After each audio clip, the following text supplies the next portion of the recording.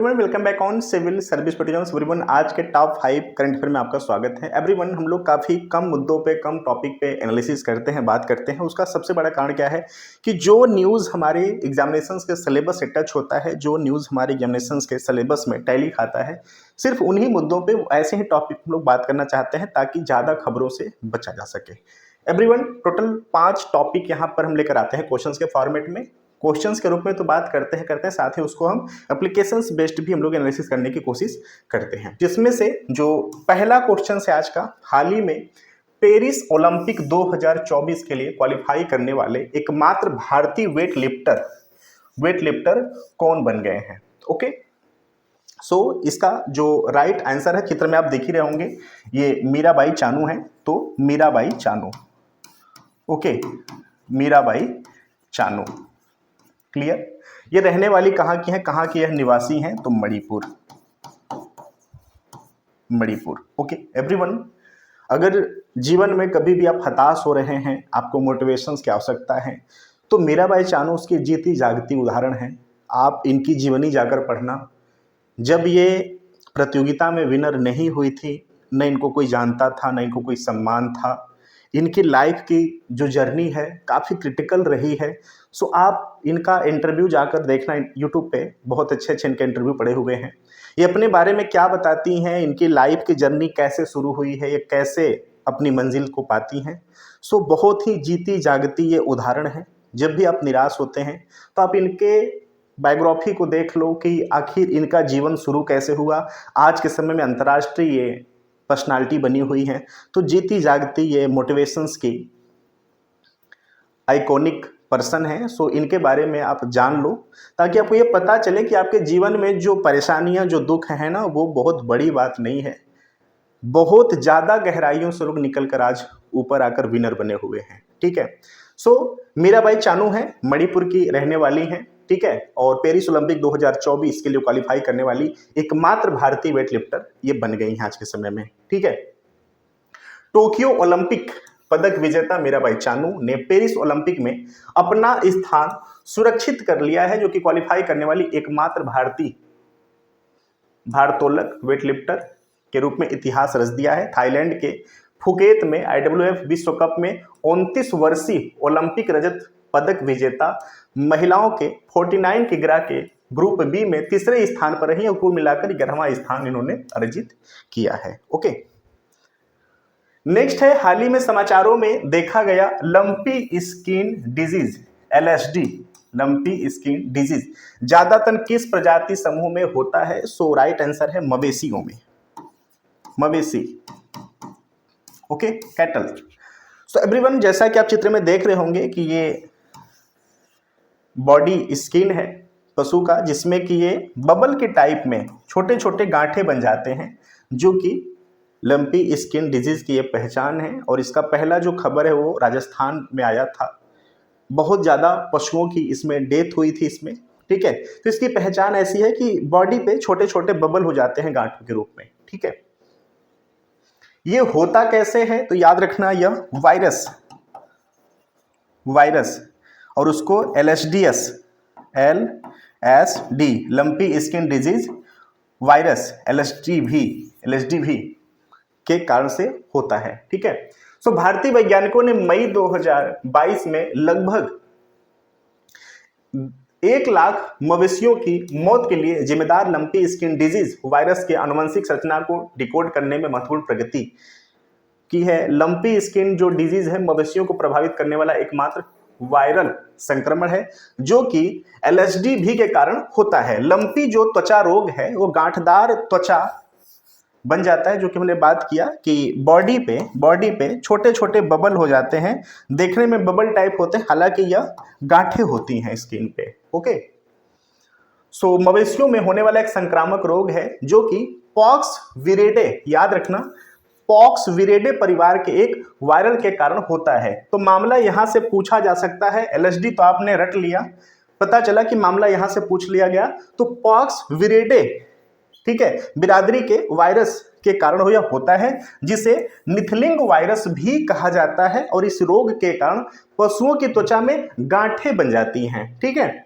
यह संक्रमण मुख्य रूप से मच्छरों, मक्खियों, ततैया, जुओं आदि के संपर्क से हो सकता है। ओके, नेक्स्ट है, हाल ही में खबरों में रहा के स्टार क्या है। संबंधित पहले हम देश जान जाते हैं, तो यह याद रखना south Korea. South Korea, Korea. के स्टार क्या है? ये एक प्रकार का मानव निर्मित सूर्य है। मानव निर्मित सूर्य है। ऐसा नहीं कि मानव निर्मित सूर्य पहली बार साउथ कोरिया ने बनाया है, इसके पहले चाइना, ठीक है, यूरोप, इनका भी नाम आ चुका है। अब जाके साउथ कोरिया भी इसमें सफल परीक्षण कर लिया है। देखिए, अगर बात करें सूर्य के टेम्परेचर की, तो लगभग 15 मिलियन डिग्री सेल्सियस आंका गया है। ठीक है, जो साउथ कोरिया का के स्टार, ये जो फ्यूजन रिएक्टर बनाया गया है, ये 100 million degree Celsius temperature maintain किया था। कितने समय तक? 48 सेकेंड तक। ठीक है, क्लियर। अब ये किस थ्योरी पे, किस टेक्निक पे इसको बनाया गया है? तो आपको पता होगा कि जो सूर्य है, सूर्य का जो रिएक्शंस होता है वो नाभिकीय संलयन, याद रखना, नाभिकीय संलयन पर निर्धारित होता है।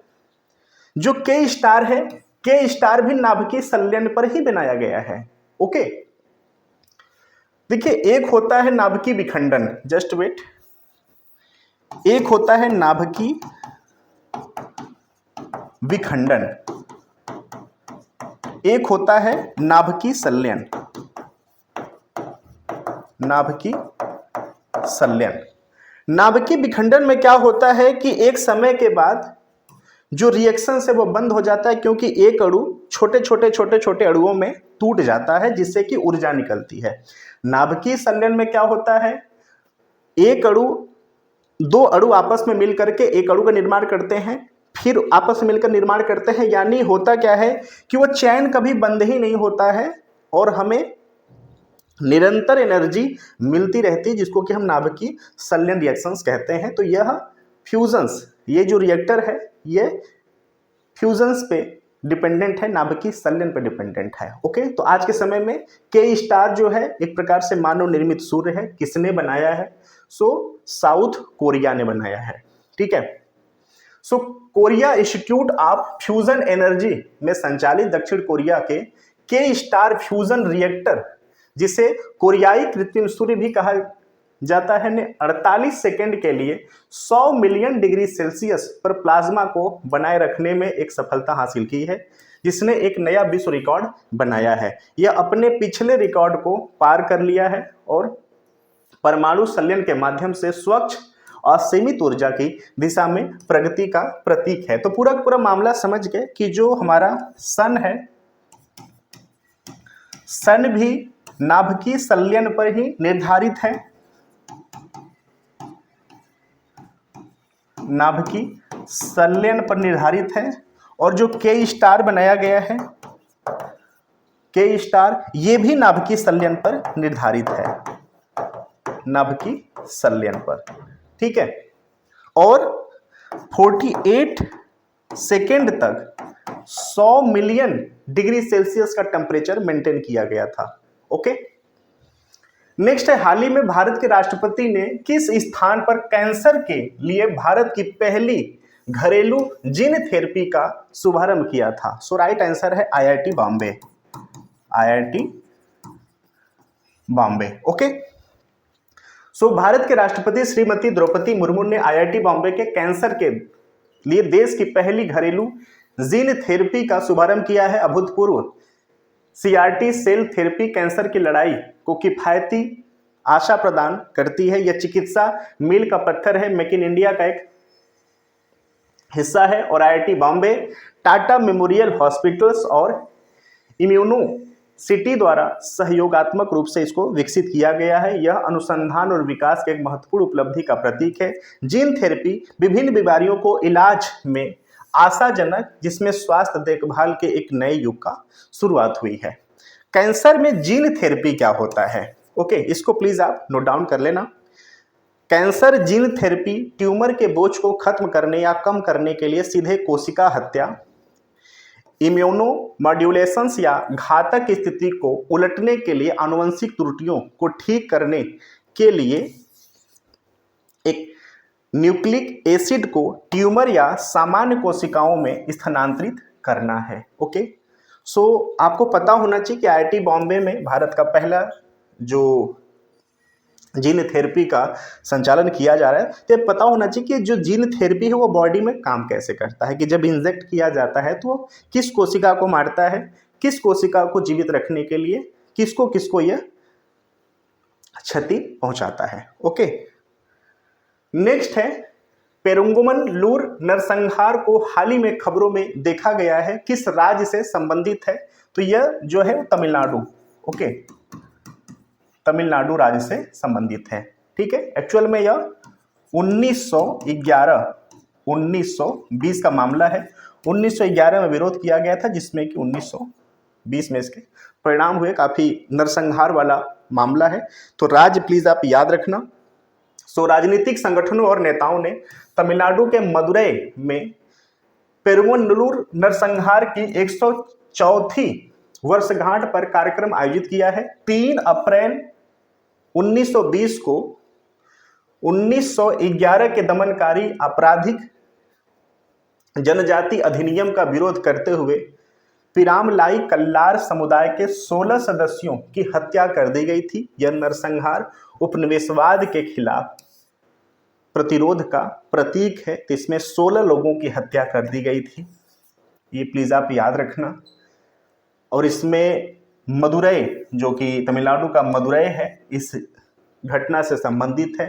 ठीक है, और ये पेरुंगनलूर नरसंहार, ये थोड़ा सा वर्ड टिपिकल है, इसको प्लीज आप याद रखना। 2024 में 104वीं इसकी वर्षगांठ मनाई गई है, 1911 1920, याद रखना। ठीक है, हालांकि आज़ादी के बाद यह अधिनियम खत्म कर दिया गया था। ठीक है, तो थोड़ा थोड़ा मोटा मोटा इसके बारे में अवेयरनेस आप रखना। सो एवरीवन, टोटल 5 टॉपिक था जिसपे कि हम लोग बात करना चाहे। अगर आपको एग्जामिनेशंस के पॉइंट ऑफ व्यू से ये इंपॉर्टेंट लगते हैं तो छोटा सा आप शॉर्ट नोट्स भी तैयार कर लें, ताकि